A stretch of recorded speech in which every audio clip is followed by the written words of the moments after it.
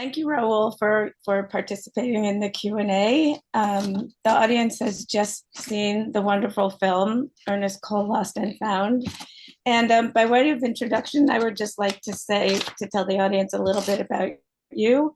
You're a renowned writer, director, and producer, born in Haiti, raised in the Congo, US, France, and Germany. Started studying economics before you turned your attention to film forever.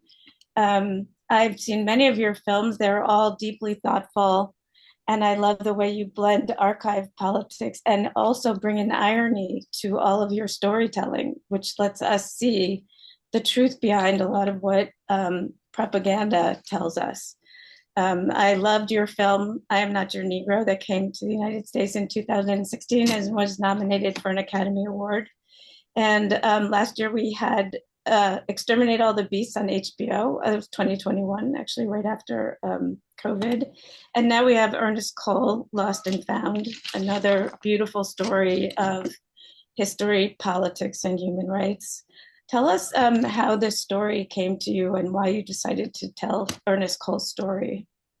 Well, in fact, the family, Ernest Cole family came to me, the trust. They wanted to have a film on Ernest. They have tried, two different production before me, and it didn't go well. And at the time, I was finishing Exterminate All the Brutes, and so I told them right now it's not possible for me, but I would try to help because they were in the moment where they were securing all the material they had received from Sweden and trying to classify them, to regenerate them, etc. So I found money for them to do that, and we continued the conversation until I felt that I could pay more attention to that material and realize that not only Ernest Cole's story is a great story, but also a story that allows me to have all the different layers, contextually, artistically, politically, and also to address, what is always the most important things for my film, the current situation in our lives. So, and it was an incredible ride through that material and through my own, organic story. Mm-hmm. And what about, or had you heard of Ernest Coles before? And what about his story made you say, yes, I'd like to make this film? Well, it's first of all the above, but also the fact that I knew that story very well. When I went to Berlin as a student to West Berlin, I was 17. And, the people who train me, who educate me politically, they were all those different people coming from Latin America, from Africa, the liberation movement. The ANC was in Berlin. One of my best friends was representing the ANC. And all those people, we were not in a theoretical world. It was our world. There was a dictatorship in Haiti, a dictatorship that was mostly supported by the US administration. So our stories are connected, and when Ernest Cole goes to the to the free world, as it used to be called, he understood that the world was not free, and at least not for him. The same way I knew that when the United States administration was propaganding, democracy, culture, etc., throughout Africa or throughout Latin America, they were at the same time under the disguise of, fighting communism, were supporting dictatorships.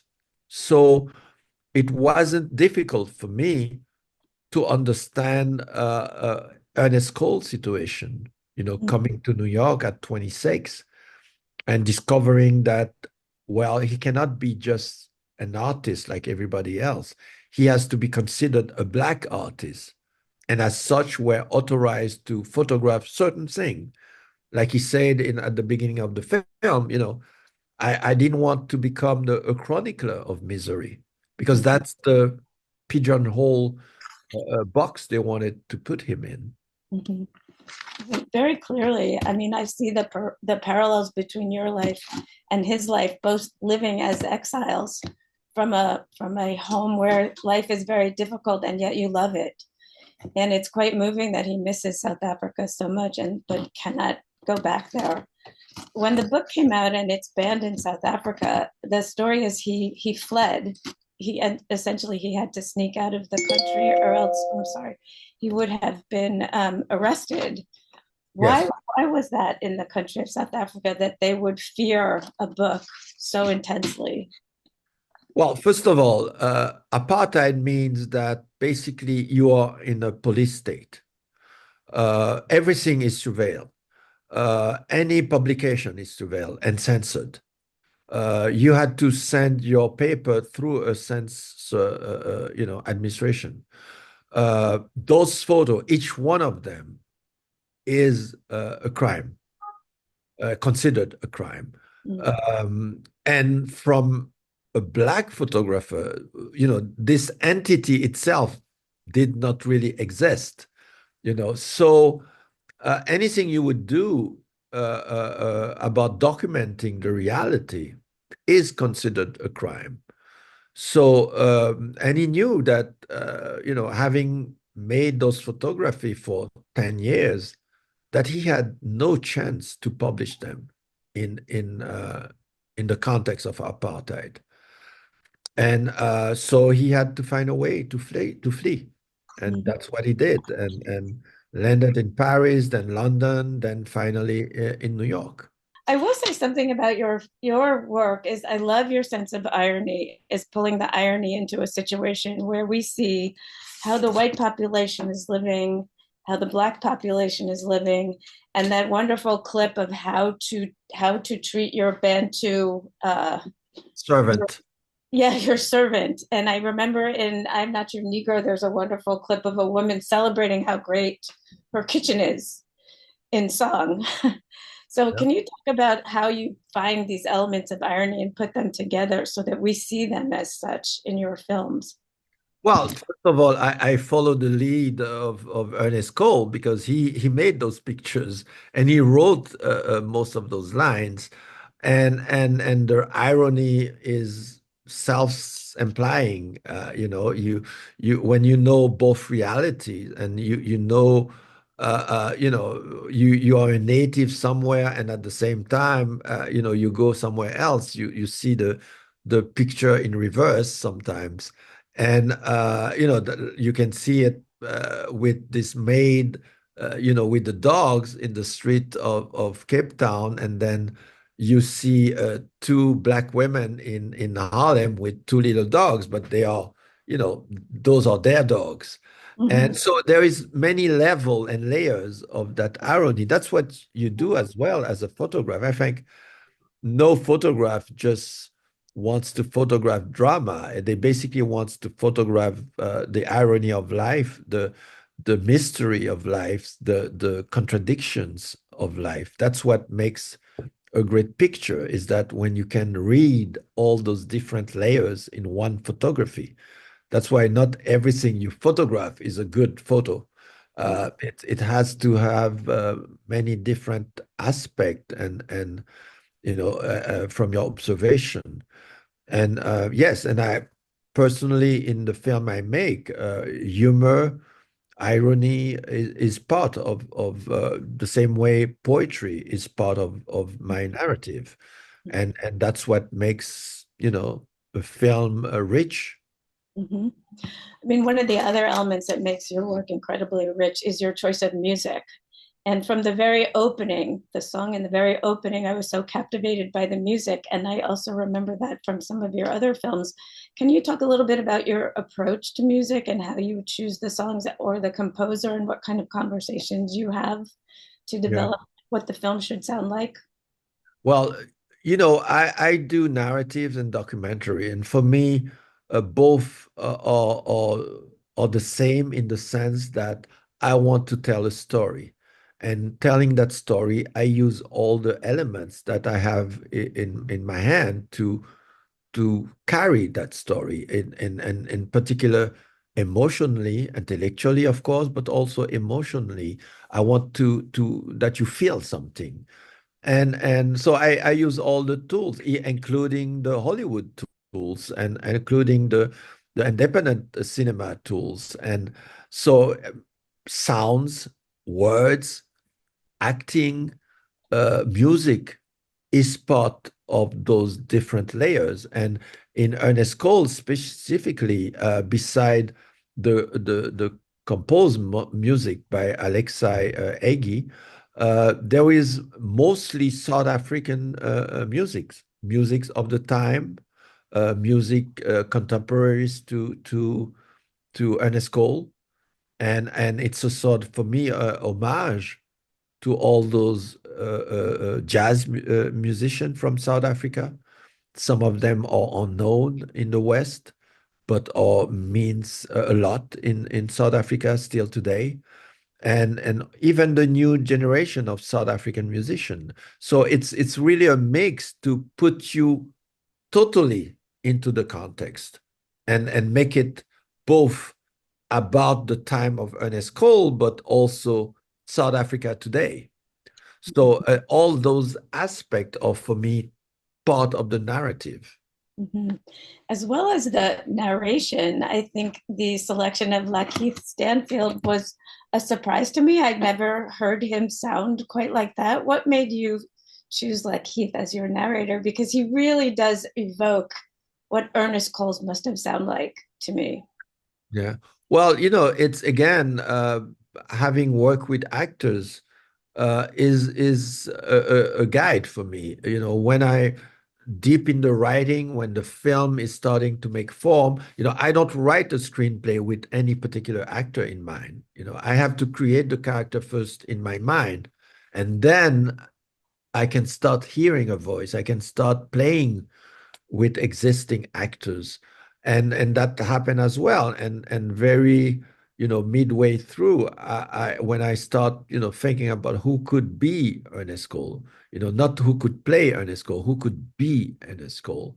Mhm. Meanings, I don't need a narrator. I don't need somebody who can speak English well and pronounce every word. It was about what soul can bring Ernest Cole alive.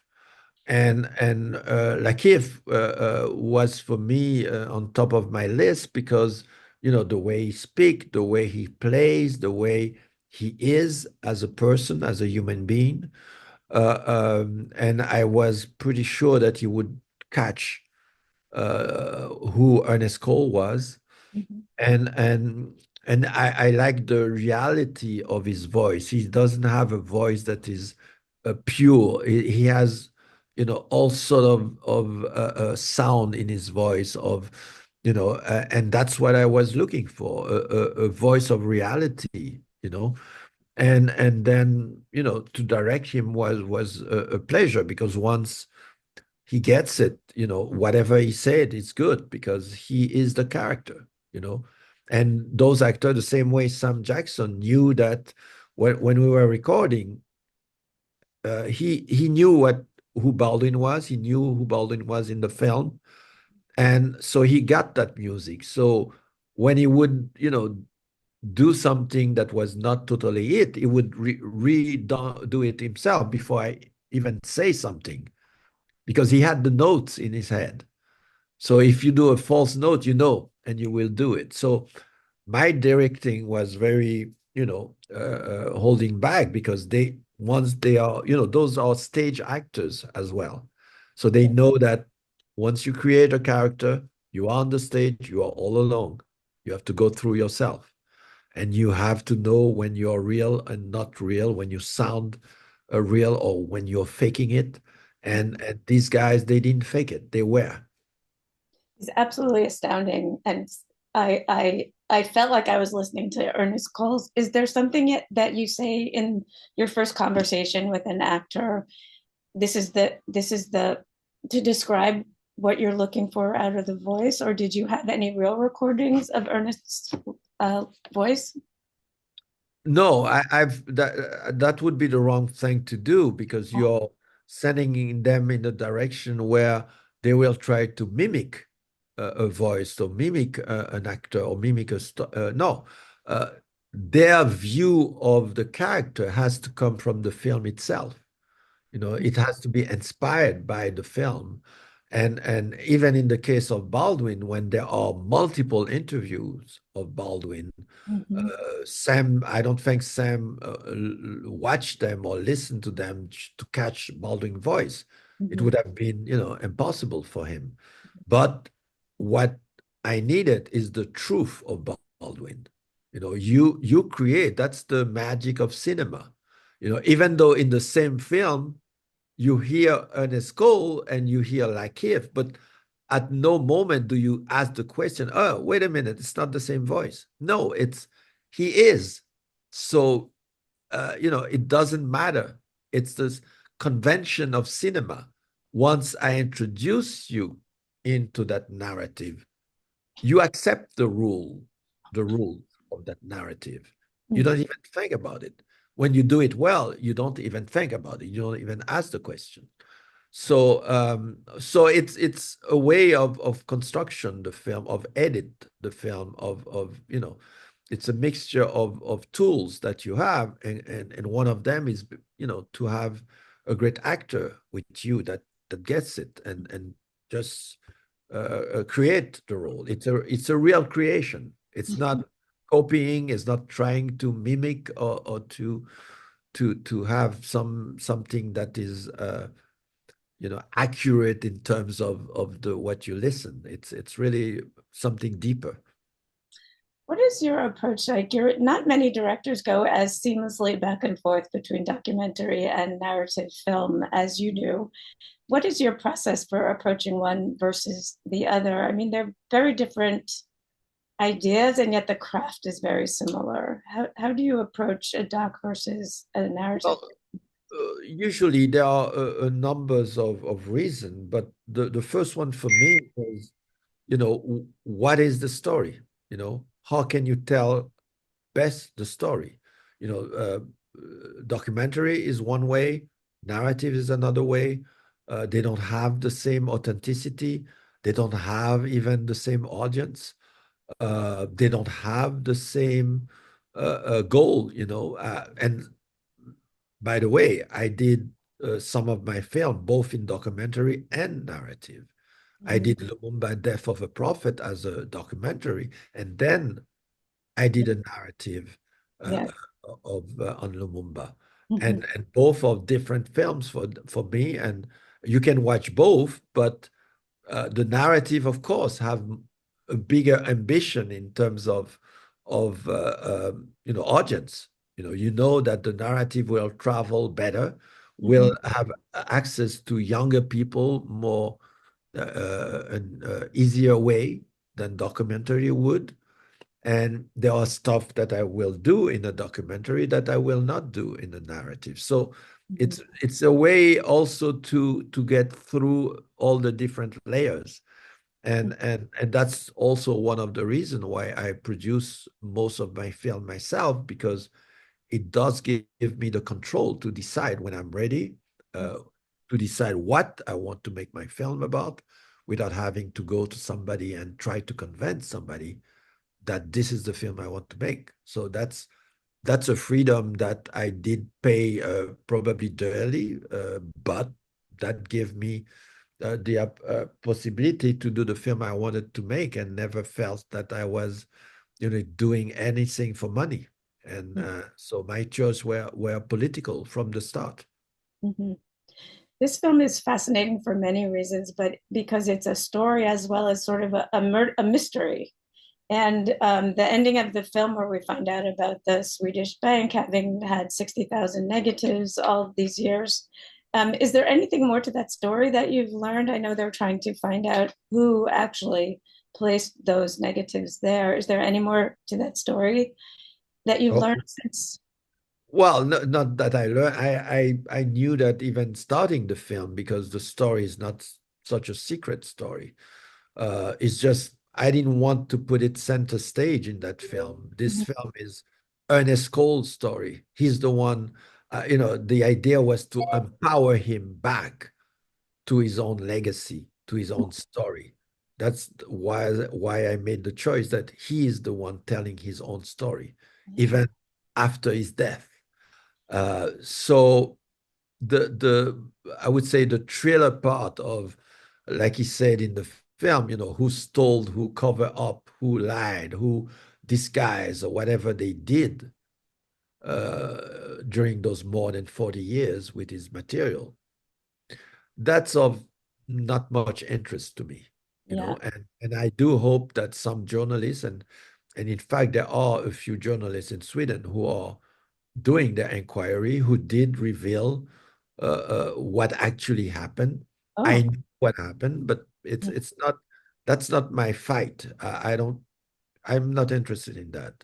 Yeah. As an artist as well, I would not care about somebody making a film about somebody who stole the rights of my film. No, Mhm. I want my film to exist. You Yes. know, if you think that it's good for you to steal it and make money or pretend it's yours, that's your problem. That's out of my hand. You have to deal with that with your own conscience. Mhm. In the end, it's quite a sad story. I keep thinking about this idea that Ernest could never go home, and how beautiful it was that his mother came and took his ashes, so he actually could go back home. Did you feel that sense of remorse for him? I didn't feel, on the contrary, I made sure that the story is a happy ending. You Mm, know, for Ernest, again, don't forget Ernest is an artist. mm, What you want to know is that your work is safe, mhm, that you have put a lot of years, a lot of work into something you believed in. You want to make sure that the next generation will have access to it. So that's, and added to that, your country is liberated. So that's the perfect happy end that you can have. The mhm, struggle of your suffering of exile, of not being able to do anything else to help your own country, and to know that somebody else like Mandela, who spent more than 35 years, I think, in prison, survived and was able to become the first head of state of South Africa, free South Africa. So no, and then to know that all your work is back home in the hand of your family and your loved one, who will now be able to show it in the whole world, mhm, because that's what we have been seeing starting this year. There are exhibitions everywhere. There are books coming up. There are already two books that have been reissued, uh, House of Bondage and Aperture, who publish a book about the US photos, but it's just one little part. It's like you are discovering, somebody talk about the Rolling Stone. You just discover like 20 more LPs in a coffer, in a suit somewhere. mhm. So that's the work that has still to be done about Ernest Cole's work and photos.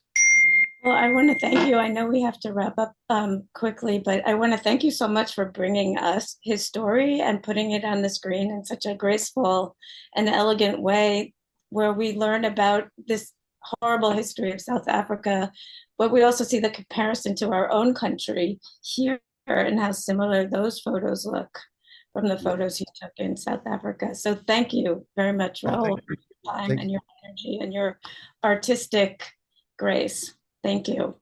Thank you very much. Bye bye.